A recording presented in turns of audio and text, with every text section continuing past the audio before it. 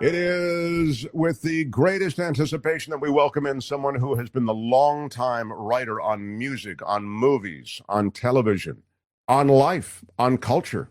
He's quite amazing. In fact, culture is part of his title. He comes and goes on a rainbow. He is the culture blaster. He is Michael Snyder, everyone. Hi, Michael. Well, hello, it's Friday, and I'm happy to be here on the Mark Thompson Show. And, you had your sick day last Friday, and I'm glad you're here with us. I myself could be lounging around on my super yacht sipping Coachella Valley coffee, but no, I come to MTS HQ to bring you the word on popular culture and other detritus. And I do still have the chance to sip Coachella Valley coffee. Yes, I made a bigger pot so you could have some today because I recalled you not being happy. It's the green room delight, my friend. Yeah. I'm all about superhero comics, and I do part-time development work in Hollywood, as you know. Yeah. Well, I am delighted to let you know that my latest movie project has been greenlit.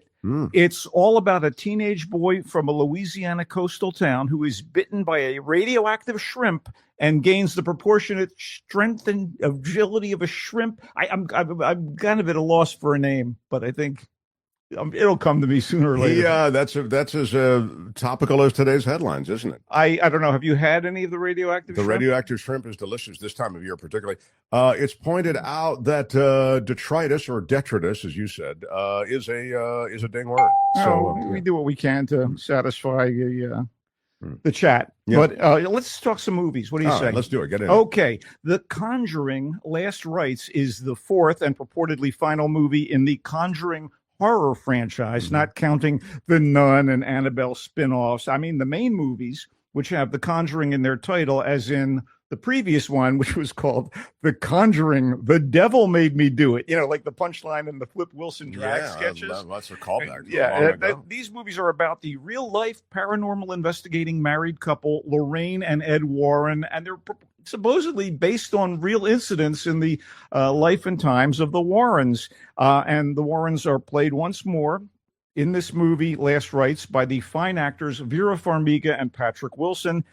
I've always thought that casting these performers in these roles was like using a bazooka to kill a fly. They're so talented, yet there they are, right? Anyway, Last Rites is kind of a rote mashup of every horror trope used in the previous Conjuring and Conjuring adjacent movies. I see you, demon-possessed Annabelle doll. I see you. There you are in the corner of their little basement museum. Apparently, their daughter, who was born under dicey circumstances, stillborn, but, the breath of life entered her lungs, right, is now a young woman, and she's about to marry a guy. And, of course, now is the perfect time for her connection to the spirit world to manifest as a Pennsylvania family is being terrorized by what appears to be a ghost or demon from a mirror that they have somehow ended up with in their, home. And so the Warrens are brought in, including the daughter and, of course, the fiance. And, let's just say that two of the three cardinal rules for people in horror movies were flat out ignored. You know the rules, Mark. Don't go in the basement. Oh, yeah. Don't go in the attic. And don't go in the woods. Two of the three of them are ignored. And, of course, crazy hauntings and bizarre demonic possessions ensue. There are jump scares, and you do get okay performances. But all that aside, this is perfunctory filmmaking, especially when compared to the first two movies in the series, which I like considerably more. Last Rites is the title. Let's hope so. Maybe they could have conjured a better script. I don't know. Anyway, it is in theaters nationwide. And, let's be honest. James Wan, the guy who co-created this or created this, has, directed the Aquaman film for DC. He's part of the, a very beloved Jigsaw franchise, the Saw movies. But God, I don't know. I don't know, man. I guess I've just had couldn't enough. Get you there, and you're a horror guy, so I am. That's so a disappointment. Now I want to talk about a more adult film that actually excited me and was an absolutely unexpected treat. And I actually think it's an early contender for my 2025 top 10 list. Wow. It is called Twinless. And it was written and directed by actor James Sweeney, who appears in the movie in one of the two main roles. And it's about two guys that meet in a twin support group for twins who have lost their twin. Oh, Their wow. twin has died. Sure. They're aimless. Apparently twins are always super connected from birth. Yeah. And yeah. if you lose that other half of yourself, if you will, it could be rather traumatic. So these two guys, Roman, played by Dylan O'Brien, who was initially in the Maze Runner movies. He's recently in Love and Monsters, and he played Dan Aykroyd in the Saturday Night film. He's a terrific actor, and he has a dual performance as Roman and his late twin, Rocky. And Dennis is the other guy, and they meet. Dennis is played by James Sweeney, and they meet at this support group, and they connect. And clearly, Dennis is looking for a friend, a companion. He's, unashamedly a gay man. He's gainfully employed. But for some reason, he gloms onto this guy, Roman. And Roman, who has been shattered by the loss of his twin, albeit a twin that, he was in conflict with, and a twin, incidentally, that was gay, and he himself is straight, he kind of gravitates to this guy. But it turns out that Dennis is not exactly what he seems. It is incredibly troubling and sad and sweet and funny. You know what? Rate Twinless P for poignant. There are some really lovely moments here. And again, a phenomenal dual performance by Dylan O'Brien as Roman and his now late twin. There's also a co-worker at Dennis's office, Marcy, played by Eileen Franciosi, and she's adorable. She's like super positive. She's every cheerleader and, supportive young woman you've ever seen bundled into one person. And as things become more and more apparent to Roman, things get a little more problematic. I thought Twinless was something else, and I highly recommend it. Wow. It is currently in select theaters, and I hope that it gets the attention that it deserves, and I hope more and more people get a chance to see it. Wow. You really liked it. I did. Okay. Here's another movie for grown-ups that I really liked, and it's a lot more comedic and more of a feel-good film. So maybe in these treacherous times, it's a cure for what ails us, at least in the short term. It's called The Baltimoreans. And as you might guess from the title, The Baltimoreans is set in the great working-class metropolis of Baltimore, Maryland. I have one friend from Baltimore, Gina Schock, the drummer from the Go-Go's, is such a Baltimorean that she has retained her Baltimore accent, and it's kind of crazy to hear her talking and saying this, that, and the other in Baltimoreese. But anyway, if the title, The Baltimoreans, seems like a silly reference or a smear of the great people of Baltimore, Yes. it does crop up in the course of the movie, although not in the way you expect it will. This is a genuinely funny, uplifting, quirky, and earthy comedy about two people finding one another on Christmas Eve while perambulating around Baltimore in a sort of gentle night of the soul with revelations and realizations.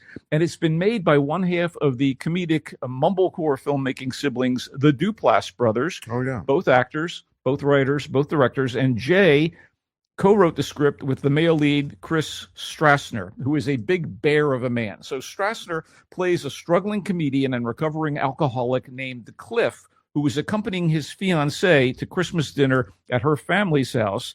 He doesn't think her mother is too fond of him, and that opinion may worsen when he breaks a tooth right as the festivities are about to begin, such as they are. And now he has to somehow find a dentist on Christmas Eve, and the only one who will open her office and treat the tooth is a no-nonsense woman named Dee Dee, played by Liz Larson. And due to a series of mishaps, Cliff and Dr. Dee Dee end up together for most of Christmas Eve, turning both of their lives upside down in very amusing and heartwarming ways. Look, it's only September, but I think this will be my favorite Christmas movie of the year.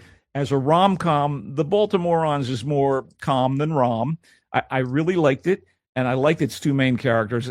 One of these one-night odyssey through an urban landscape, either solo like After Dark or a two-hander like this one, could be a stretch or just contrived. But Strassner and Larson give it a kind of this easy, natural vibe. And the script by Strassner and Duplass avoids the usual Christmas cliches. One more quick note. The lively score seems cribbed from the stylings of the cool jazz pianist and Bay Area legend Vince Guaraldi, who did A Charlie Brown Christmas. Sure, of course. And that's kind of we've talked about cheat codes before. That's kind of a musical cheat code if you're looking to set up a whimsical movie around the holidays and kind of generate affection for it.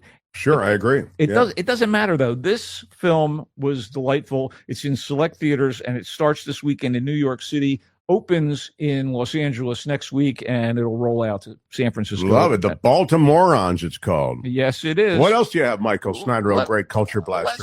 Let's talk about a movie that's more rom than com, as opposed to more com than rom, and it's called The Threesome. It does some pleasingly unexpected things with its story, and the story is about a night of fun and sexual escapades that has unexpected repercussions for three young people. And this is sort of it was surprising on so many levels.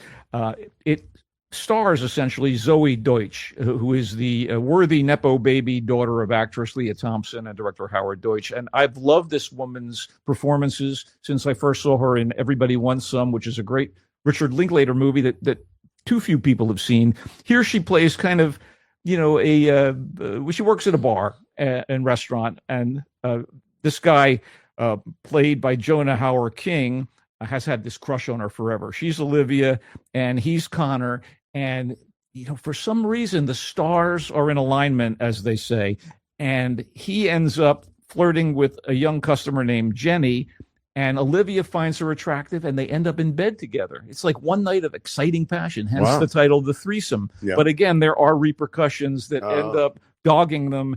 And Zoe Deutsch is like this. There's a movie, there's an album by 9 Inch Nails called Pretty Hate Machine. She's kind of like Pretty Snark Machine. She's, kind of got a great sense of humor, and she's very cynical, but she's incredibly appealing.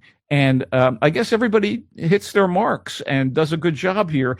And again, some of the supporting players are really, people that I've always admired. And they include, believe it or not, Julia Sweeney, who plays Connor's mom. And we haven't seen her much in films lately and not much on TV. And it's nice to see her face. And again, I love Zoe Deutsch. The movie was directed by Chad Hartigan. The screenwriter, Ethan Ogilvy. This is not great filmmaking, but it is very charming and entertaining. And it does, like I said, unexpected things. It never devolves into something sordid or lurid. It's called How The much Threesome. sex is there in it, Michael? I don't like the sex on the screen. I'm an old fogey who just is made uncomfortable by it. It's tastefully done, Mark. All right, thank you. I don't want to upset you by saying I otherwise. like the old school. They put a necktie on the... What the banister or sure. Whatever. No. This is in select theaters, and it's going to play well at home on video.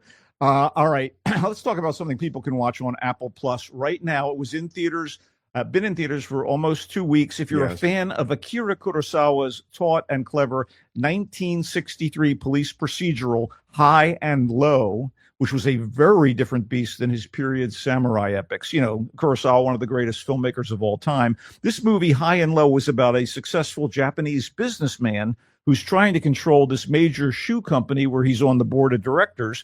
And he wants to buy out everybody else. He wants to use all of his money, but a kidnapper mistakenly abducts his chauffeur's son to ransom this guy for 30 million yen. Wow. And Spike Lee has decided to do his own version of this. It's an update. It's called Highest to Lowest. Yeah. And you might be wary of it if you love the Kurosawa movie. And this is not in that ballpark. It's not in that league. But it's a crime drama, which does benefit from the filmmaker reuniting with Denzel Washington for the 5th time.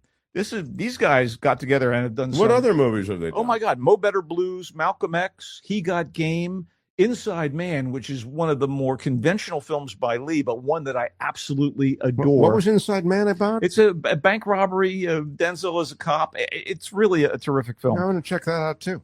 Anyway, these are all better movies to my mind than Highest to Lowest, but he is one of our best filmmakers, and he's got Denzel. How do you go wrong? So Denzel plays a well-to-do music business executive, hip-hop division. He doesn't work for a shoe company. Spike Lee wants to get with the current culture and what have you. So he has some unexpected financial challenges. There could be a hostile takeover, and he learns that his son has been kidnapped and a massive ransom demand is delivered, but complications bring the executive's chauffeur and confidant, played by Jeffrey Wright, by the way, the great Jeffrey Wright, into the middle of the plot. There's beautiful cinematography of present-day New York City and the Bronx, showing off Lee's beloved metropolis in fab fashion, but Highest to Lowest is replete with Lee's stylistic quirks, which sometimes seem there for the sake of it rather than elevating the narrative. He also insists, and I understand why it's set in New York, in shoehorning certain overfamiliar cultural aspects of the area that he cherishes into the movie. For example, the Yankees and their fans on a subway ride. And I guess that's his prerogative, and it's enhanced quite a few of his movies. And the score for this one seems overwhelmingly intrusive, sometimes threatening to drown out the drama and even the action. But it's Spike Lee, and there are moments that actually snap and crackle, as I like to say. Yeah. And it's Denzel. I wish it was better. Maybe I'm in the minority. I thought it was okay, and you can watch it on Apple TV Plus if you have the subscription. Sure. I want to wrap up quickly here with a movie. I love it when you wrap up quickly. What's going on? A movie based on the life of. Are you ready? Leni Riefenstahl. She was the propagandist for the Nazis. Right, Hitler's favorite filmmaker, if you will. This movie, Riefenstahl, comes in the wake many years later after a documentary on her life that revealed a lot about her origins, the work, her relationship to the Reich.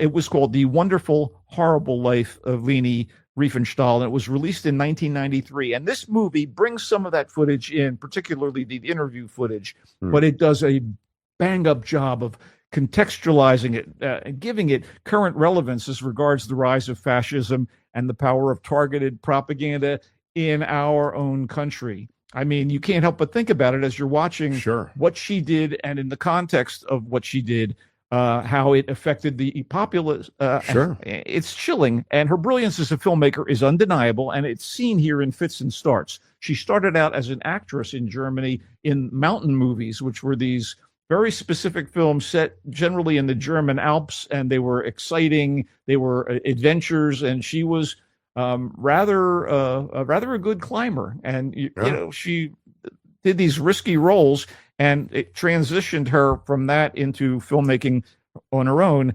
And it's her self-delusion and increasingly obvious lies, her prevarication, and her claims of innocence regarding her work for the Reich and her relationship with Hitler and the Nazi high command that really becomes startling. They focus in on that using archival interview footage. So this is a documentary. It is indeed, and it gives this look at her life, sting and value in modern day America. Wow. The movie, again, Riefenstahl, is going to be, I guess, streaming in October, but it is in select theaters right now, meaning New York, LA, I think San Francisco next week. And I thought it was compelling and an important movie and an important life to revisit. At an important time for a movie like this. What a time to revisit that. And that's it in movie. I'm very impressed with the speed and yet thoroughness with which you reviewed all these films. And I will even more speedily and with less thoroughness review for everyone your reviews. Okay. Riefenstahl, based on the Leni Riefenstahl life as a propagandist for the Third Reich. By the way, her nickname is Leni. I guess it's short for Helene. I see. So it's Leni. Thank you. I never knew that. Documentary, and Michael says it's in select theaters, although it'll probably be streaming before long. Highest to Lowest is the Spike Lee film. It's a remake of the Akira Kurosawa film. It's got Denzel Washington. It's got a whole hip-hop updated kind of feel. Yeah. A$AP Rocky's in this thing, if you're a fan of... I never miss an A$AP Rocky offering of any kind. The modern tunes. Heavily scored, but Michael says it's okay. It's really okay. but it's just okay. It's not amongst his best films. The threesome is more rom than com, but it's a night of fun sexual escapades from three young people that kind of turns wild. It gets kind of strange. It has lasting repercussions that are dealt with in the film, and I found that to be exciting and engaging. Wow. Zoe Deutsch, whose adorableness transcends the screen for Mark Thompson, and Jonah Howard King. And Julie Sweeney is among Ruby Cruz, the young actress who plays the third part of the. Ruby Cruz is in the threesome. Yes, she is, and she's really, really good too. Is she more Ruby or is she more Cruz? She was cruising the night they all got together. The Baltimoreans is a comedy. Michael Snyder, the Culture Blaster, says it's uplifting, it's quirky, it's genuinely enjoyable. It's from the Duplass brothers, or Duplass brothers, as you may say.